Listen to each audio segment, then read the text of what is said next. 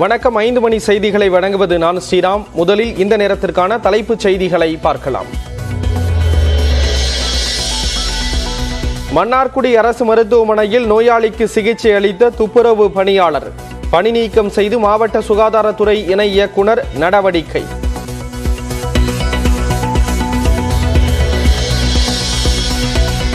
சென்னை திருமுல்லைவாயிலில் வீட்டின் பால்கனியில் தவறி விழுந்து தொங்கிய குழந்தை உறவினர்கள் மற்றும் பொதுமக்கள் உதவியுடன் பத்திரமாக மீட்கப்பட்டதால் நிம்மதி பெருமூச்சு விட்ட பெற்றோர்.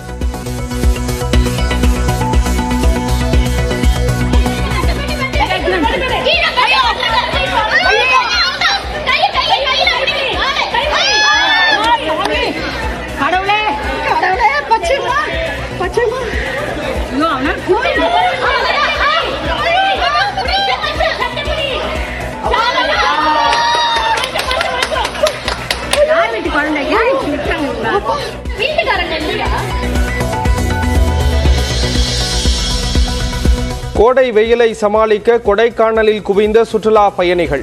இதமான சூழலில் படகு சவாரி செய்தும் செல்ஃபி எடுத்தும் உற்சாகம்.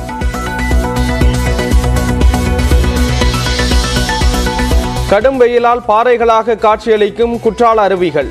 பாபநாசம் அகஸ்தியர் அருவிகளில் நீர் விடுவதால் குவியும் சுற்றுலா பயணிகள்.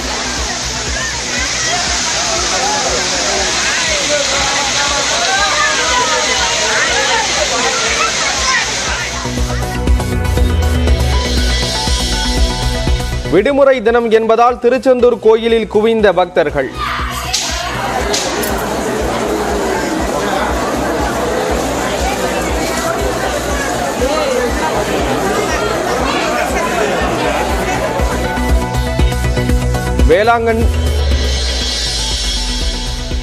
வேளாங்கண்ணியிலும் ஏராளமானோர் பிரார்த்தனை.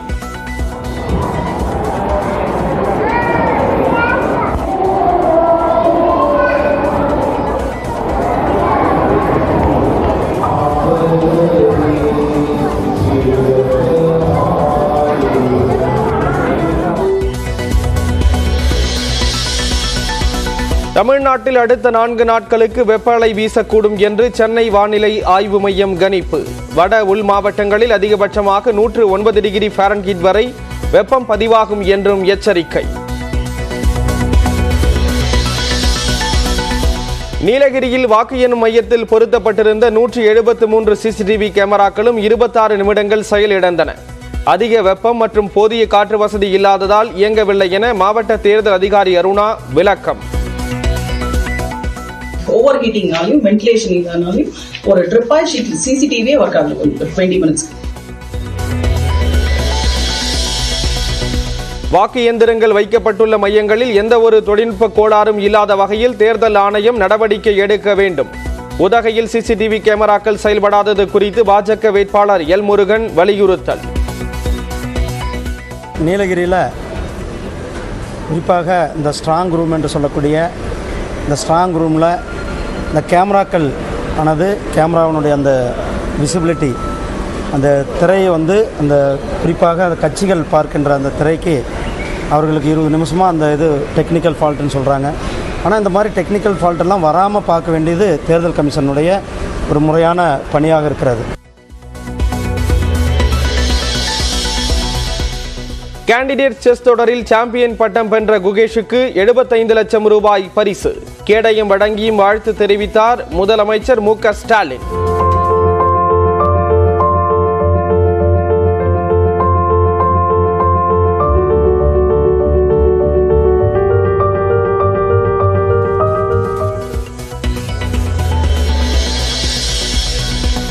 பள்ளி மாணவ மாணவிகளுக்கான கோடைக்கால பயிற்சி முகாமுக்கு கட்டணம் வசூலிப்பதற்கு அதிமுக பொதுச் செயலாளர் எடப்பாடி பழனிசாமி கண்டனம்.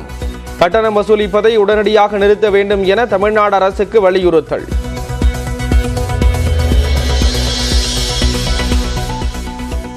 வயநாடு தொகுதியில் ராகுல் காந்தி வெற்றி பெற தடை செய்யப்பட்ட அமைப்பின் உதவியை காங்கிரஸ் நாடியதாக பிரதமர் மோடி குற்றச்சாட்டு. காங்கிரஸ் தலைமையிலான ஆட்சியில் கர்நாடகாவில் சட்டம் ஒழுங்கு சீர்கெட்டு விட்டதாக சாடல்.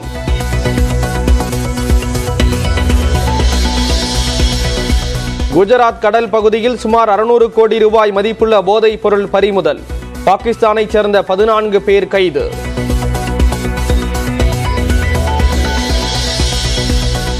உதகை தாவரவியல் பூங்காவில் 126வது மலர் கண்காட்சிக்கான தேதி மாற்றம். மே 10ஆம் தேதி முதல் 10 நாட்களுக்கு நடைபெறும் என மாவட்ட ஆட்சியர் அறிவிப்பு. விஜயகாந்திற்கு வரும் 9ஆம் தேதி டெல்லியில் வழங்கப்படுகிறது பத்மபூஷன் விருது. உள்துறை அமைச்சகத்திலிருந்து அழைப்பு வந்துள்ளதாக பிரேமலதா தகவல்.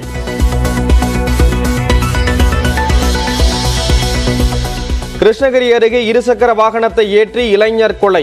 12 மணி நேரத்தில் 4 பேரை கைது செய்தது காவல்துறை.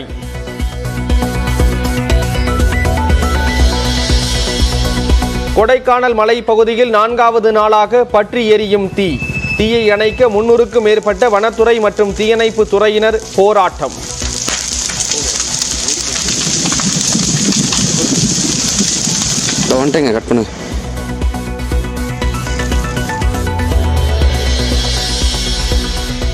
மாவட்ட நீதிமன்றங்களில் 2000க்கும் மேற்பட்ட காலி பணியிடங்களை நேரடி தேர்வு மூலம் நிரப்ப நடவடிக்கை. அடுத்த மாதம் 27ஆம் தேதி வரை ஆன்லைனில் விண்ணப்பிக்கலாம் என உயர்நீதிமன்ற பதிவாளர் அறிவிப்பு.